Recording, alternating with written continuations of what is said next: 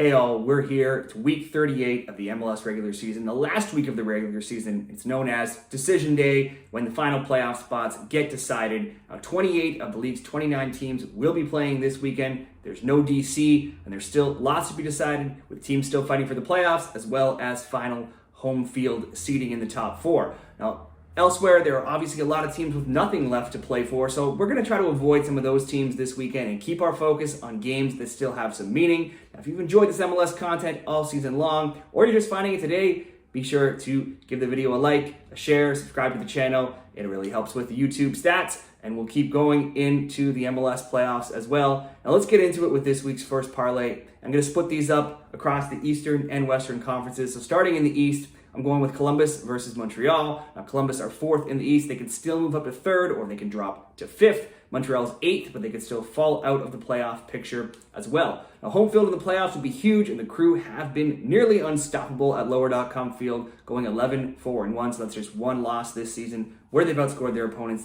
39-13. Now, on the flip side, needing points and being on the road is not where Montreal would want to be on Decision Day, as they're just 2-12, and they've been outscored 38-9. That's not very good, not looking good on this final day of the season. You know Columbus are going to score. It's something they've done in 36 of 39 games in all competitions this year. They've also conceded, though, in 30 of 39.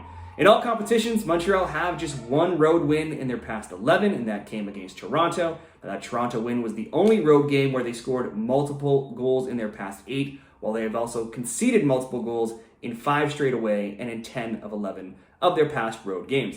Montreal just aren't very good, and they easily have the worst goal differential of -15 of all the current playoff teams, of those 18 current playoff teams, with the next worst being Portland at -10. And now they go on the road to the league's highest scoring team in Columbus. I just don't see Montreal getting the win here. I'm going Columbus to win for the first leg of this Eastern Conference parlay, and I'm going to tie it into New England and Philadelphia. This is a key Decision Day matchup that could decide home field in the East. Philadelphia are third with 55 points, while New England are fifth with 52. Sandwiched between them are Columbus, as I mentioned before, and fourth, who have 54 points. Neither team is winning much lately, but the Union are also not losing. They have 6 draws in their past 7, and they're 3-6-1 since Leagues Cup, and are undefeated in 8. Both teams to score bets have hit in 8 of those 10 as well since Leagues Cup. Philadelphia road games have also seen plenty of both teams to score games recently, as that bet would be 9-2 in their road games. The Revs are in a similar but worse position. They too aren't winning very often, but they're not drawing like the Union are. They have just 2 wins in 10 since Leagues Cup, and they are 2-3-5.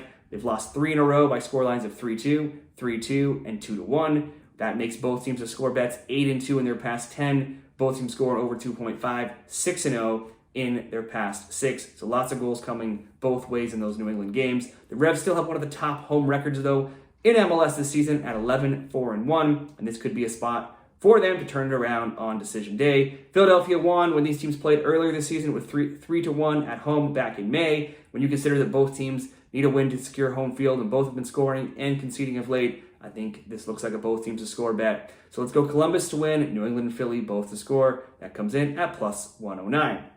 And let's move over to the Western Conference and focus on a few games that have things on the line. And we'll start with Portland and Houston. Portland are 7th. They're tied with Dallas and San Jose, all with 43 points. They can't move up, but they can still fall out of the playoffs, with SKC and Minnesota sitting on 41 points, right behind all of those teams. Now, someone likely wins there, and Dallas are playing an eliminated LA Galaxy team, and San Jose are also playing an eliminated Austin team. So those teams could certainly get points. Portland need to go for this as well, because they can still drop out. But Houston need a win to hold on to the home field advantage that they have. They are 4th with 48 points. But with RSL and Vancouver right below them with 47 each, they could possibly fall out of that top 4, and they also could still jump up to 2nd place as well if they got the win and some help elsewhere. And if any team needs home field in the playoffs, it would be Houston, who have a very big home road dichotomy. Houston are 11-4-2 at home. They've scored 36 and only allowed 11 at home. And on the road, they're 2-5-9. They've been outscored 26-12 in those road games. Now, those trends played out earlier this year when these teams met. Houston beat Portland 5-0 when they played in Texas. But home or away since Leagues Cup, Houston have been just dynamite.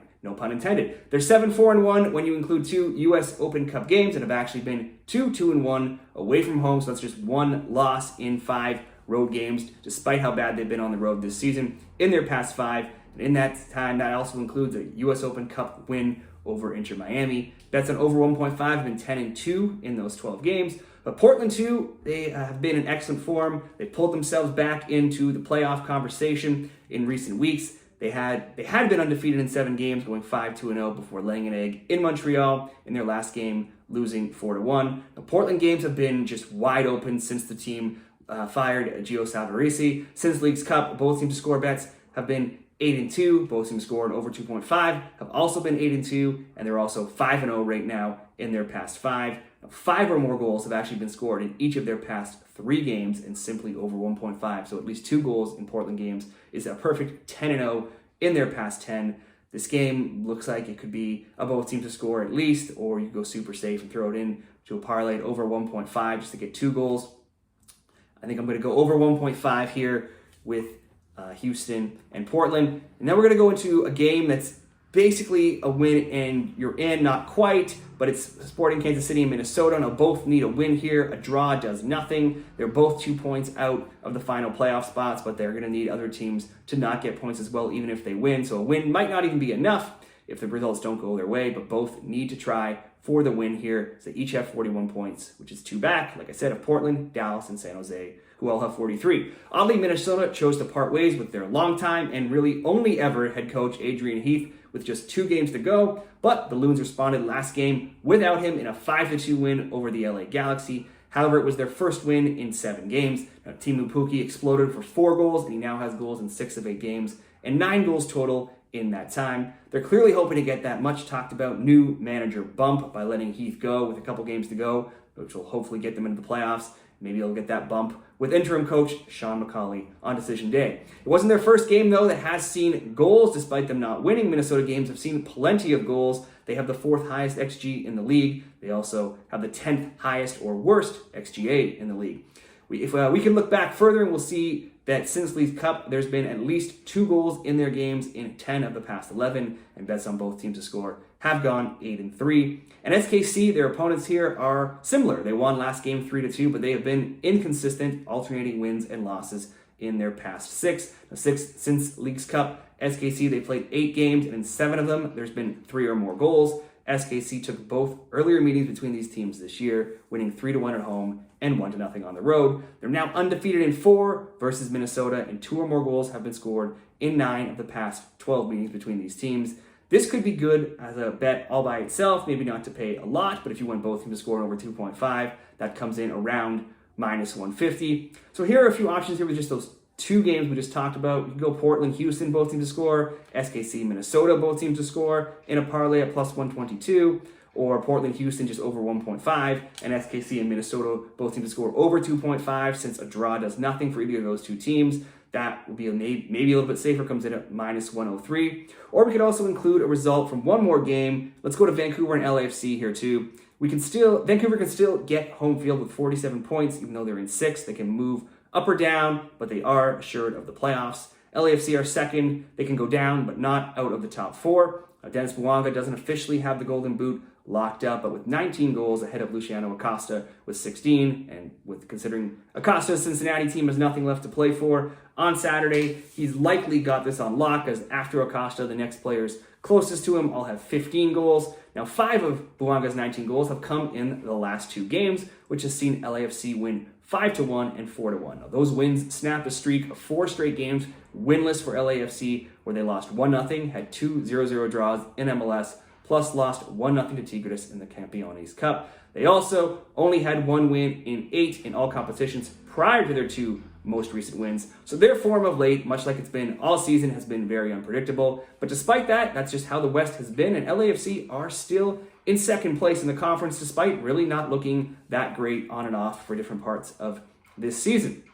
The Caps have their own stars in good form right now, with Brian White, who has goals in 4 of 5 games, and Ryan Gold, who has a goal, assist, or goal and an assist in 7 of his past 10 games. Now, neither scored last game in a 0-0 draw with Seattle, but Seattle has been involved in lots of low-scoring games, so maybe that could have been expected. Still, the draw means Vancouver is undefeated in 4 games at 1-3-0. Now, prior to that 0-0 draw, their score lines had been 3-0, 2-2, 2-2, 2-1, 4-1, 2-1, and 1-1 in their previous 7 games. There's been 3 games between these teams this year, and someone has scored 3 goals in all 3. In the CCL, LAFC won 3-0 in both legs. Then Vancouver won 3-2 on the road in LA in MLS back in June. So this one, I think you can see where I'm going with. Looks like there should be goals, with both teams still having something to play for, both being in good form, neither necessarily keeping many clean sheets in their most recent games.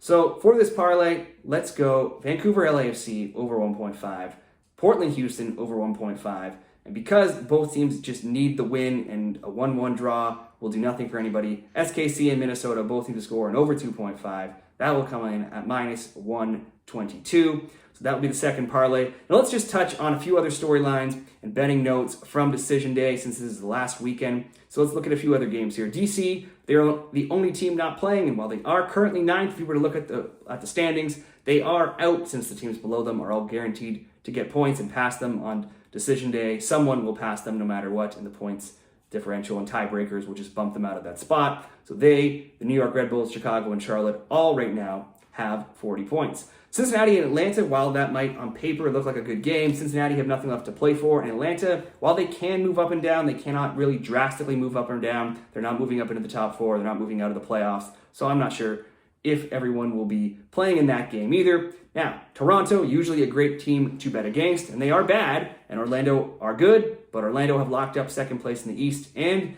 for what it's worth, TFC captain Michael Bradley has announced his retirement, so maybe with this being his last game and Toronto being at home, maybe they give it a little bit of extra effort and give him a farewell win. Maybe. So I'm going to stay away from that one. The Red Bulls are alive for the playoffs, but barely, and they are looking to extend an MLS record 13 years in the playoffs, but they'll still need to get a result this weekend. Now, it's unlikely that New York City FC or Chicago will make the playoffs, so both they still could, but they'll need a win when they play each other. So this is also a key game to look at. They're going to need help elsewhere to do it. NYCFC are actually even further back, though. They are 2 points back of, further back of the other teams ahead of them that are all tied with those 40 points. Now, one or both of Dallas and San Jose could also make the playoffs in the West, but both only have 1 win in their past 9 games. So they're not looking very hot. If they do make the playoffs, they could be teams worth fading.